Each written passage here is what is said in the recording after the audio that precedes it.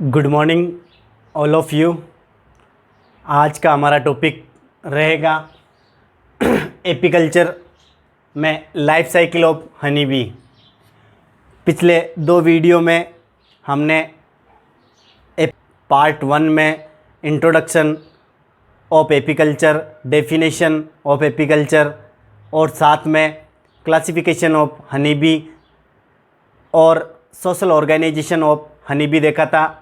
जबकि पार्ट 2 में हमने मेथड ऑफ एपीकल्चर और साथ में ऑपरेटर्स ऑफ एपीकल्चर के बारे में डिटेल स्टडी करी थी। आज पार्ट 3 में हम डिस्कस करने जा रहे हैं एपीकल्चर में यूज होने वाले इंसेक्ट हनी बी की लाइफ साइकिल के बारे में। Life cycle of honey B ये एक महत्वपूर्ण कंटेंट है इस टॉपिक का और लगभग सभी एग्ज़ाम्स में इससे क्वेश्चन पुटअप होते हैं। तो आपको ध्यान से life cycle of honey B पढ़ना है। हम बात करें life cycle of honey B की या मधुमक्खी के जीवन चक्र की, तो मधुमक्खी के जीवन चक्र से पहले हम कुछ बेसिक्स बातें करते हैं। जैसे मधुमक्खी में मैथुन की प्रक्रिया पाई जाती है, कोपुलेशन ड्यूरिंग नप्शियल फ्लाइट। ये कोपुलेशन की प्रक्रिया एक कामद उड़ान के दौरान देखी जाती है। कामद उड़ान क्वीन और ड्रोन के मध्य होती है, जो कि नप्शियल फ्लाइट के नाम से जानी जाती है। ये नप्शियल फ्लाइट अनुकूल परिस्थितियाँ होने पर स्काई या आकाश में होती है और फ्लाइंग के दौरान इनमें कोपुलेशन या मैथुन की प्रक्रिया होती है।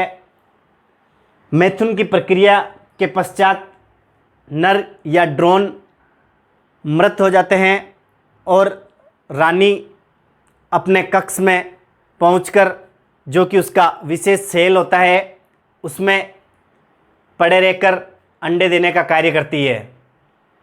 तो इससे पहले हम और कुछ बेसिक बातें देखते हैं कि इनमें जो फर्टिलाइजेशन होता है वो किस प्रकार का होता है। तो इंटरनल फर्टिलाइजेशन होता है।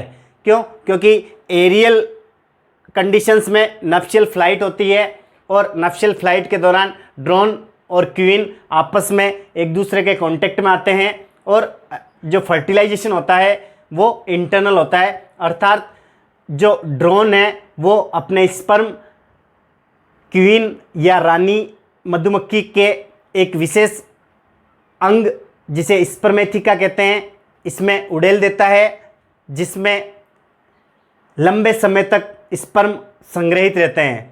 इसीलिए रानी मधुमक्खी के बारे में ये कहा जाता है कि रानी मधुमक्खी अपने अंडे को अपने नियंत्रित तरीके से निषेचित और अनिषेचित करने का कार्य करती है। अर्थात जो स्पर्मेथिका में स्पर्म्स स्टोर रहते हैं, उनके बेसिस पे रानी मधुमक्खी अपनी फेवरेबल कंडीशंस में फर्टिलाइज और अनफर्टिलाइज एग प्रोड्यूस करने का कार्य करती है। तो जो फर्टिलाइजेशन करने का प्रोसेस है एग का, ये रानी मधुमक्खी स्वतः ही कंट्रोल करती है। इनके अलावा डेवलपमेंट की बात करें तो इनमें इनडायरेक्ट डेवलपमेंट या अप्रत्यक्ष प्रकार का परिवर्तन देखने को मिलता है, जो कि लगभग सभी इंसेक्ट की विशेषता होती है। क्यों? क्योंकि इनमें मोल्टिंग और मेटामॉर्फोसिस का प्रोसेस होता है, जिसके दौरान एक से एडल्ट अवस्था के दौरान विभिन्न प्रकार की इंटरमीडिएट अवस्थाएं देखने को मिलती है, जैसे लार्वा, प्यूपा, निम्फ एक्सेट्रा। तो इनडायरेक्ट डेवलपमेंट से एक हनी बी एक से एडल्ट में कन्वर्ट होती है।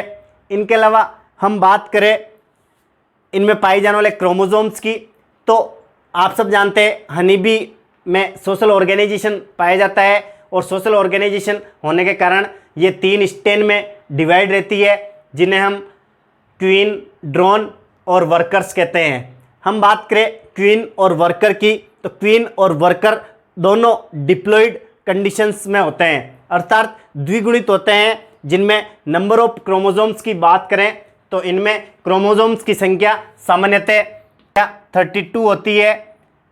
एन की बात करें तो ड्रोन एकमात्र ऐसे स्टेन होते हैं जो एन या हैप्लॉइड कंडीशन शो करते हैं, जिनमें नंबर ऑफ क्रोमोसोम्स 16 होते हैं। अर्थात हैप्लॉइड जो स्टेन होते हैं ये अनिषेचित अंडों से उत्पन्न होते हैं, जबकि निषेचित अंडों से उत्पन्न होने वाले स्टेन क्वीन और वर्कर्स होते हैं, जो कि सामान्यतः डिप्लॉयड होते हैं और जिनमें नंबर ऑफ क्रोमोसोम्स 32 होते हैं। तो ये तो बात हुई हैप्लॉइड और डिप्लॉयड की। सामान्यतः अगर हम बात करें डिप्लॉयड और हैप्लॉइड स्टेन की, तो डिप्लॉयड स्टेन तो आप सब जानते हैं फर्टिलाइज एग से डेवलप होते हैं, और हैप्लॉइड स्टेन जो होते हैं ये अनफर्टिलाइज एग से डेवलप होते हैं। इनमें एक विशेष प्रकार की रिप्रोडक्शन मेथड देखने को मिलती है, जिसे पार्थेनोजेनेसिस या अनिषेक जनन कहते हैं। तो अनिषेक जनन के द्वारा सामान्यतः अगुणित नर का निर्माण मधुमक्खियों में होता है। अब हम बात करते हैं life cycle of honey B की। सामान्य अगर लाइफ साइकिल की बात करें तो एक से एडल्ट में कन्वर्ट होने के लिए इसे 21 डेज की आवश्यकता होती है, लेकिन कभी कभार जो इसकी ड्रोन स्टेज होती है या ड्रोन स्टेन होता है, इनमें 3-4 दिन का समय अतिरिक्त लग सकता है। तो हम बात करते हैं आज लाइफ साइकिल की। लाइफ साइकिल से पहले आपको ये एक फिगर दिखाई दे रहा होगा, जिसमें मैंने वेरियस स्टेन दिखाए हैं। जैसे ये एग है जो कि नर और मादा मधुमक्खी की मैथुनी उड़ान के पश्चात मादा, जिसे रानी मधुमक्खी कहते हैं, ये 3 दिन पश्चात अंडे देना प्रारंभ करती है। तो जो नप्शियल फ्लाइट होती है, जो कि एरियल कंडीशन में होती है, इस नप्शियल फ्लाइट के 3 दिन पश्चात मादा अपने चेम्बर, जिसे क्वीन सेल कहते हैं, इस क्वीन सेल में अंडे देना प्रारंभ करती है, और फेवरेबल कंडीशंस होने पर यह लगभग एक दिन में 1000 से 1500 अंडे देती है। अगर हम अंडे की नंबर की बात करें तो ये अपने जीवन काल में लगभग 10 लाख अंडे देती है। इनके जीवन काल की बात करें तो क्वीन का जीवन काल सामान्यतः 3 से 5 वर्ष का होता है। तो अपने जीवन काल के दौरान जब ये मैथुनी उड़ान कंप्लीट हो जाती है, उसके बाद में ये अपने चेम्बर में पड़े पड़े केवल एग लेइंग का कार्य करती है, और जब तक जीवित रहती है तब तक ये लगातार एग लेइंग का कार्य करती है, और अपने जीवन काल में लगभग 10 लाख अंडे देने का कार्य ये करती है। तो जब मैथुन प्रक्रिया कंप्लीट होती है, उसके 3 दिन बाद अंडे दिए जाते हैं, और इन 3 दिनों के पश्चात जब अंडे दिए जाते हैं तो इन अंडों से लगभग 2 से 3 दिनों बाद लार्वा अवस्थाएं डेवलप होती है। इन लार्वा अवस्थाओं के डेवलप होने के पश्चात इन्हें श्रमिकों के द्वारा भोज्य सामग्री उपलब्ध कराई जाती है, जिसे सामान्यतः रॉयल जेली कहते हैं। अगर हम बात करें प्रारंभिक लार्वा अवस्था की, तो लार्वा अवस्था के शुरू के 2 दिनों तक सभी लार्वों को श्रमिक एक विशेष प्रकार का भोजन देते हैं, जिसे रॉयल जेली कहते हैं। अर्थात चाहे लार्वा वर्कर का हो, क्वीन का हो या ड्रोन का हो, सभी लार्वा को 2 दिन श्रमिक रॉयल जेली के रूप में भोजन देते हैं। 2 दिन पश्चात तीसरे दिन से केवल क्वीन को ही रॉयल जेली दी जाती है। अर्थात जो क्वीन या रानी मधुमक्खी के लार्वा होते हैं उन्हें ही रॉयल जेली लगातार दी जाती है, और नर व जो श्रमिक होते हैं उनको एक विशेष प्रकार परागकण और शहद से मिलकर बना हुआ विशेष भोज्य पदार्थ, जिसे बी ब्रेड कहते हैं, ये दिया जाता है। अर्थात आप यूँ कह सकते हैं कि प्रारंभिक 2 दिन लार्वा अवस्थाओं को रॉयल जेली का भोज्य पदार्थ दिया जाता है, जो कि जो वर्कर बी होते हैं इनके द्वारा इनको फीडिंग करवाई जाती है। और दूसरे दिन के बाद तीसरे दिन से ड्रोन और वर्कर को बी ब्रेड नामक भोज्य पदार्थ दिया जाता है, जो कि पोलन ग्रेन और हनी से मिलकर बना होता है। जबकि जो रानी मधुमक्खी के लार्वा होते हैं उनको लगातार रॉयल जेली का भोजन ही दिया जाता है।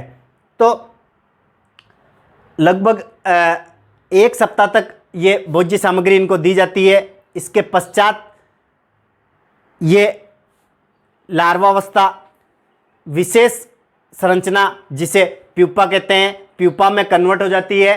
अर्थात सप्ताह भर बाद में लार्वावस्थाएं प्यूपा में विकसित हो जाती है। इस दौरान ये कई बार निर्मोचन करती है या मोल्टिंग का प्रोसेस करती है, और लगातार मोल्टिंग करने के पश्चात ये सप्ताह भर बाद प्यूपा में कन्वर्ट हो जाती है।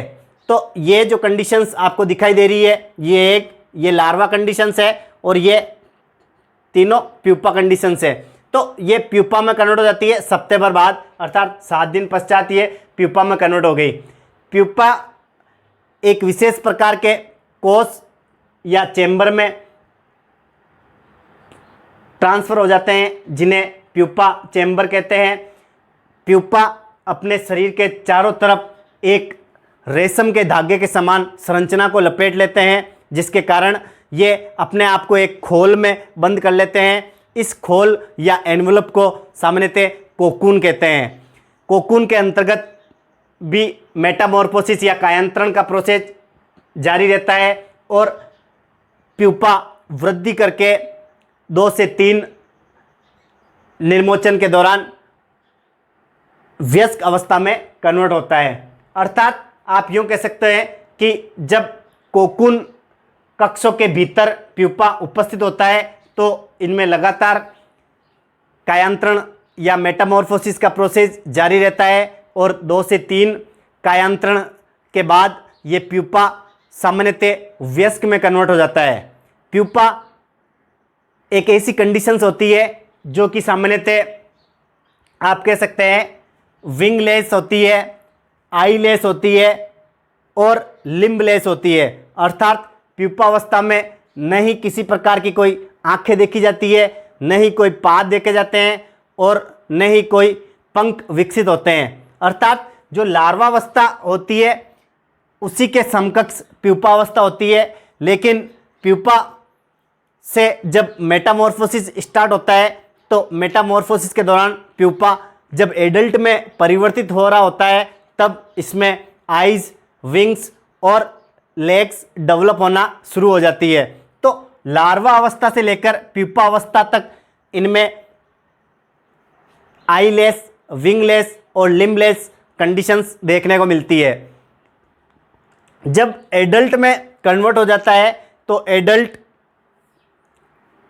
जो कोकून होते हैं उस कोकून को विभिन्न प्रकार की सिक्रीशन से गलाकर नष्ट कर देते हैं और